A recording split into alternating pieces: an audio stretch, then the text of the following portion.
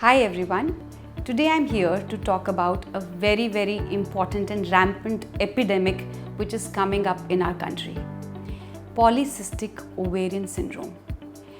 There is an ever increasing incidence of this problem. If you look at the world literature, the overall incidence is around 3 to 10%. But if you look at the Indian studies, the incidence reported is as high as 20%, which is really huge.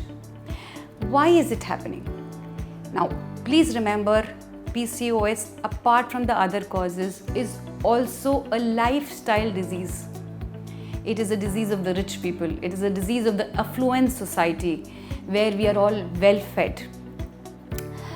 Now, what are the problems with PCOS? Why are we all actually worried? The most commonest problem is menstrual disturbances.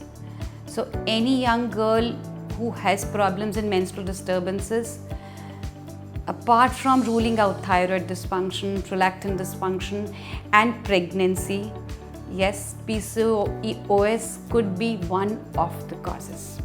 Indeed, one of the common causes in these patients. It could present you with all different types of bleeding problems.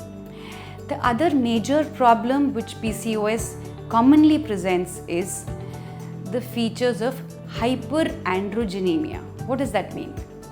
Now, hyperandrogenemia basically means the level of androgen hormones in the blood is higher.